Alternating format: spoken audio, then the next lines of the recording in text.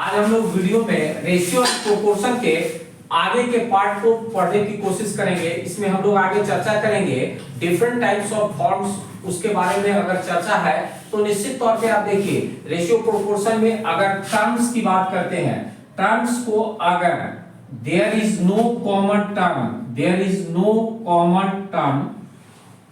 Term तो यह क्या होगा, सिंपलेस्ट फॉर्म में लिखा जाएगा। सिंपलेस्ट फॉर्म में लिखा जाएगा मतलब अगर हम कहते हैं एग्जांपल के तौर पे 12:16, तो अगर हम इसे करते हैं तो इसको अगर 3:4:4:4 करते हैं, 4 दोनों में कॉमन है तो 4 से 4 कैंसिल हो गया और 3:4 लिखा तो ये सिंपलेस्ट फॉर्म ऑफ रेशियो कहलाता है। मतलब रेशियो का यह सिंपलेस्ट फॉर्म है। तो हमेशा रेशियो का रिप्रेजेंटेशन सिंपलेस्ट फॉर्म में होगा, तब ये आंसर होता है। अब कहता है अगर सेम संख्या से किसी भी चीज को if we multiply the same number multiplied by the same number, then no effect in ratio। Example के तौर पे अगर हम कहते हैं 4:5 है और ये 4×4=16 और 5×4=20, 16:20 है, तो निश्चित तौर पे यह संख्या जो दिया गया 16:20 यह कोई इफेक्ट नहीं देगा, फिर कटकर यह 4:5 होगा। उसी तरह अगर हम बात करते हैं, अगर कोई संख्या से डिवाइड करने की बात करते हैं, किसी भी संख्या सेम संख्या से दोनों को डिवाइड करते हैं, तब भी ये सिचुएशन होगा।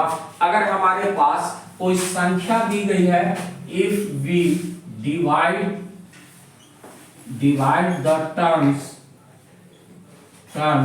बाय द सेम नंबर, अगर सेम नंबर से डिवाइड करते हैं तो क्या होगा, अगर कोई सेम संख्या दी गई है और संख्याओं से डिवाइड करते हैं, तो जैसे अगर 20:25 है और इसको भी हमने 20/5 किया और 25/5 किया, सेम संख्या से काट दिया, तो ये 4:5 है। और ये निश्चित तौर पे आप देखेंगे कि संख्याओं के जो चेंज पोजीशन है उससे उस संख्या के रेशियो में कोई प्रभाव नहीं पड़ेगा। तो इस तरह से हम देखते हैं कि किसी भी संख्या का अगर दिया गया फॉर्म बदलते हैं अगर सेम संख्या के मल्टीप्लाई करने से और डिवाइड करने से, तो कोई चेंज नहीं होता है।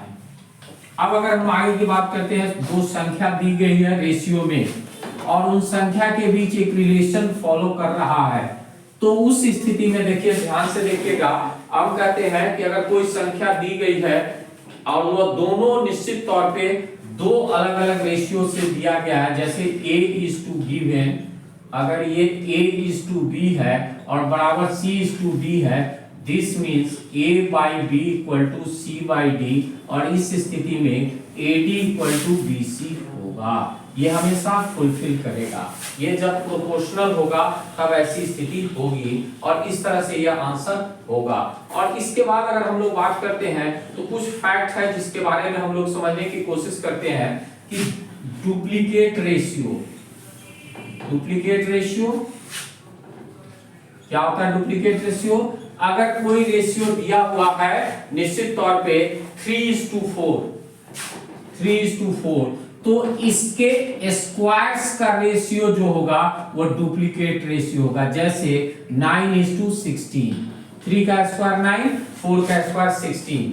ट्रिप्लीकेट रेशियो का मतलब होता है, क्या होता है कि अगर ट्रिप्लीकेट रेशियो की बात करते हैं 3:4 है या 2:3 है, तो स्क्वायर के जगह पर क्यूब करते हैं, 2 का क्यूब 8 और 3 का क्यूब 27, और ये 8:27 is the perfect triplicate ratio of 2:3, 2:3 का यह ट्रिप्लीकेट रेशियो होगा।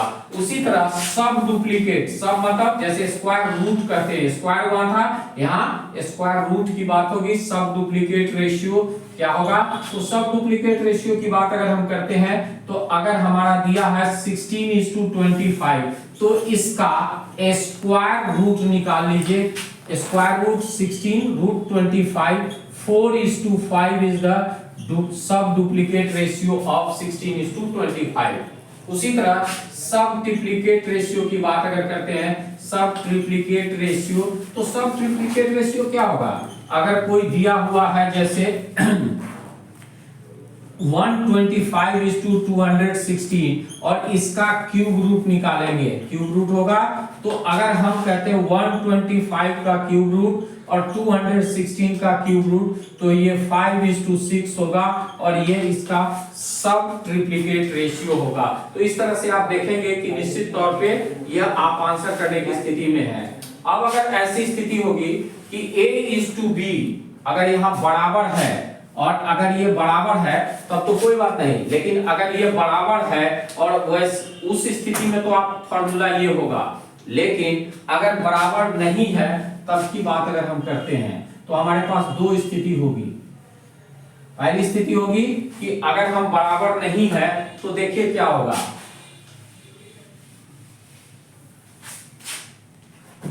Given A:B is not equal to C:D। बराबर नहीं है तब की बात, अगर हम बराबर नहीं है तो निश्चित तौर पे आप देखेंगे कि क्या होगा।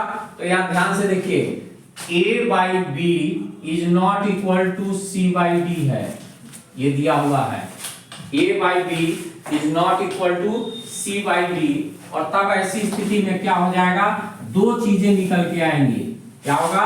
तो देखिए A/D ग्रेटर देन C/D, ऐसी स्थिति होगी, और दूसरा स्थिति होगा A/B ग्रेटर देन और A/B लेस देन C/D, दो स्थिति होगी। अब दोनों में आप देखें, निश्चित तौर पे आप समझ में आएगा कि अगर हम इसको वैल्यू के तौर पे देखेंगे तो यह AD is greater than BC होगा और यह AD is less than BC होगा।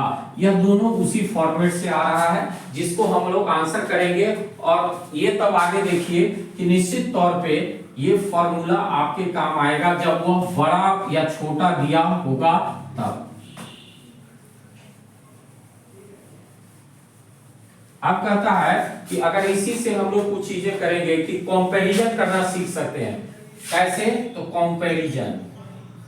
कंपैरिजन का मतलब होता है दोनों के बीच, अगर कहता है 4/3 और 7/6 या 3/7 और 4/9, दोनों में ग्रेटर कौन होगा, यहां पर आपसे साइन पूछ रहा होगा, तो क्या कीजिए, क्रॉस मल्टीप्लिकेशन कर दीजिए। क्रॉस मल्टीप्लिकेशन 6×4 = 24 और 7×3 = 21, तो ये स्मॉलर होगा और ये बिगर होगा।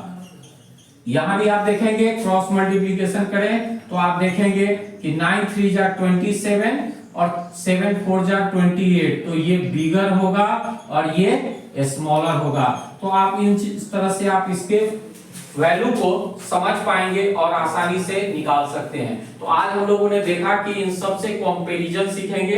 अगले दिन हम लोग फिर क्लास में इससे आगे करने की कोशिश करेंगे।